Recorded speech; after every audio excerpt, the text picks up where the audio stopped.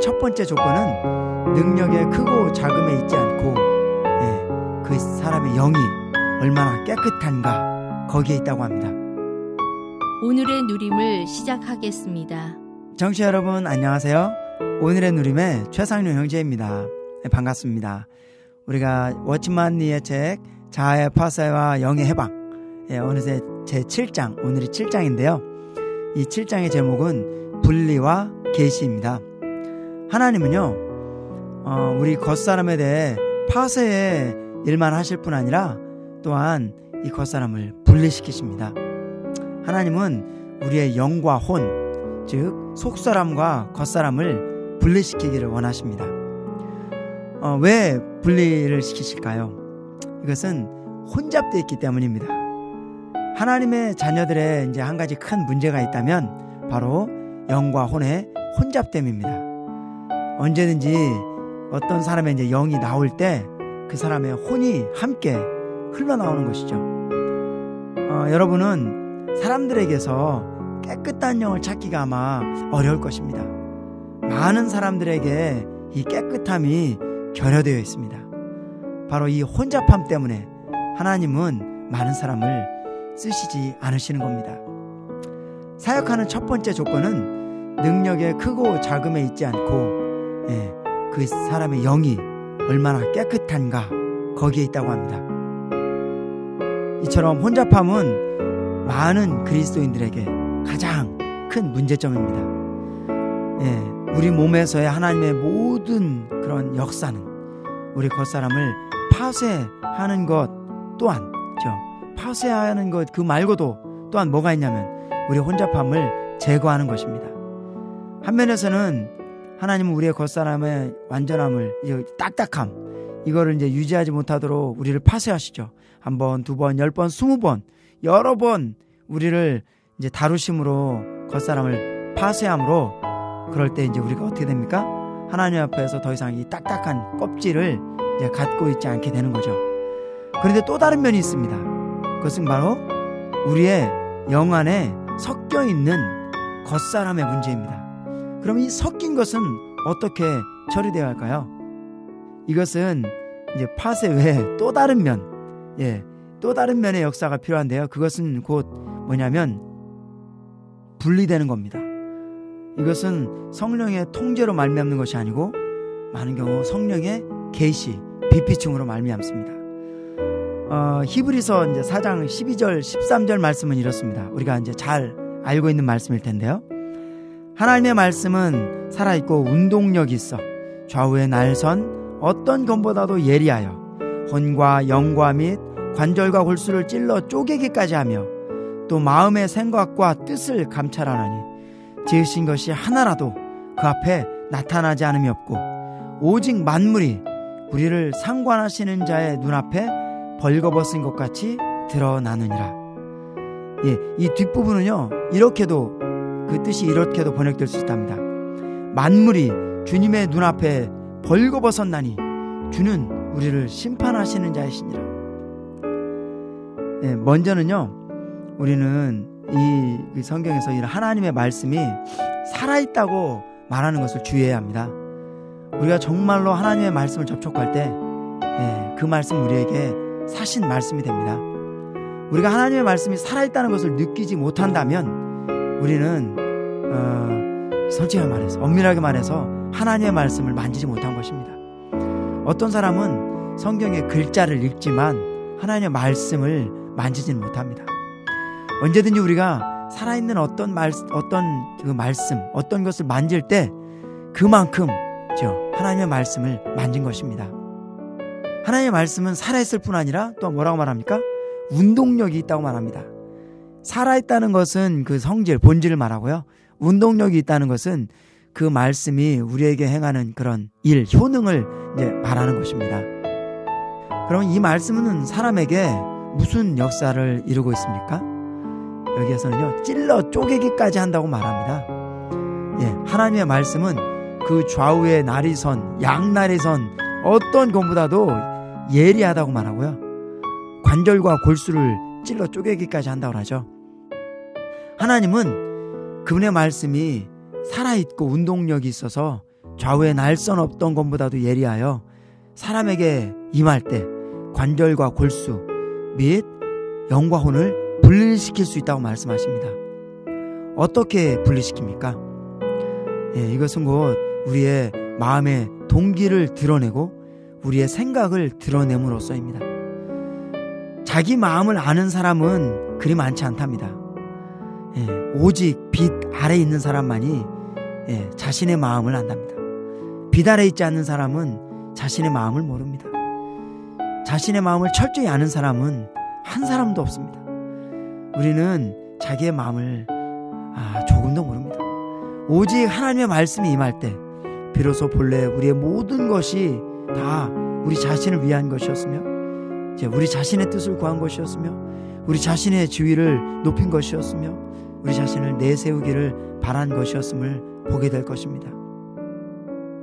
정말로 빛이 임할 때 우리는 드러나고 우리는 하나님 앞에 엎드러지는 것입니다. 그럼 어떻게 빛을 얻을 수 있습니까? 성경은 우리가 읽은 이 말씀은요, 지으신 것이 하나라도 그 앞에 나타나지 않음이 없고 오직 만물이 그분 앞에 벌거벗은 것 같이 드러난다고 말합니다. 여기서 주님은 그분이 빛으로 우리를 비추어 우리의 생각과 마음의 동기를 분리시키는 그런 표준을 보여주십니다. 이 빛의 표준은 곧 하나님의 표준입니다. 계시는 곧 하나님의 표준 아래서 우리가 뭔가를 보는 것입니다. 모든 것들이 다 그분 앞에 드러나고 한 가지도 가려질 수 있는 것이 없습니다. 모든 가려진 것은 자기 눈을 가릴 수 있을 뿐 주님의 눈을 가릴 수가 없는 것입니다. 우리가 유용한 사람이 되고자 한다면 일생에 언젠가 한 번은 이것을 통과해야 되는데요, 바로 이러한 빛을 보아야 합니다. 오직 이 빛이 우리에게 임할 때만이 우리는 주님의 심판을 받을 수 있습니다. 이런 빛의 심판은 우리의 속사람과 겉사람을 분리시킵니다. 속사람과 겉사람이 분리될 때가 바로 우리의 영과 혼이 분리될 때입니다. 주님이 우리 몸에서 하시는 일은 바로 이러한 비할 데 없이 큰 빛으로 우리를 비추시는 것입니다. 우리가 말씀을 들을 때, 혹은 기도할 때, 혹은 다른 형제자매와 함께 교통할 때, 혹은 길을 걷고 있을 때 큰 빛이 임함으로 우리는 우리로부터 비롯된 것이 얼마나 되는지를 보게 될 것입니다. 이런 커다란 빛이 놓일 때 비로소 우리 일생에서 주님에게서 비롯된 것이 얼마나 적은지를 깨닫게 되는 것입니다. 주님께서 우리의 눈을 열어주셔 성령의 통제와 성령의 계시의 이러한 두 방면을 볼 수 있게 하시기를 바랍니다. 이 두 방면이 합해질 때 우리의 겉사람이 파쇄되는 것입니다. 하나님께서 우리에게 은혜를 주셔 우리가 우리 자신을 하나님의 빛 아래 두게 하시고, 또한 이 빛이 한 번은 우리에게 임함으로 우리가 엎드려 이렇게 주님께 말할 수 있기 바랍니다. 주님, 저는 어리석고 눈이 멀었습니다. 제 자신의 것을 당신의 것이라고 여길 정도로 어리석고 눈이 멀었습니다. 주님, 저를 불쌍히 여기소서.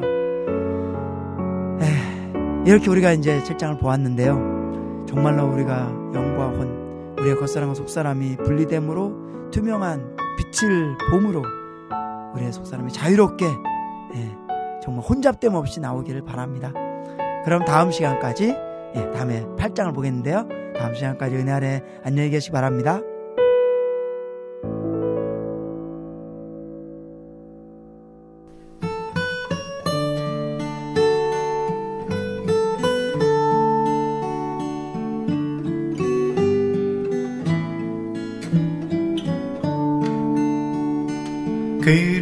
그리스도와 하나 된 나 어떠한 축복 확신인가. 피로 구속된 은사 얻고 성령으로 나 후사됐네. 이것이 나의 간증이요, 이것이 나의 찬송일세.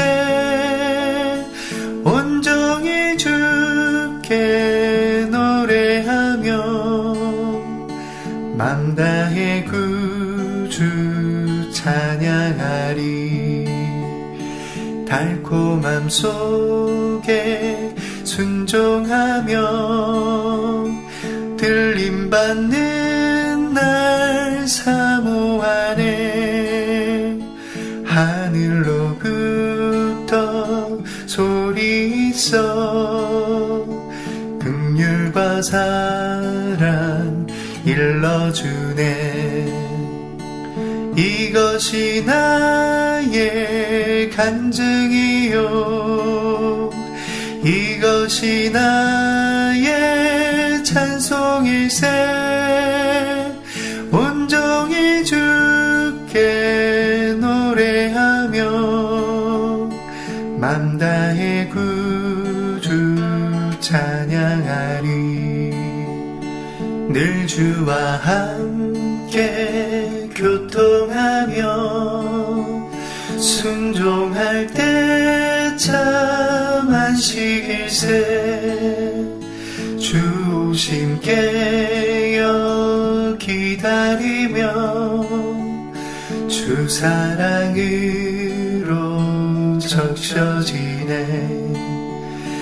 이것이 나의 간증이요 이것이 나의 찬송일세. 온종일 주께 노래하며 맘 다해 구주 찬양하리. 이것이 나의 간증이요 이것이 나의 찬송일세. 온종일 주께 노래하며 맘 다해 구주 찬양하리.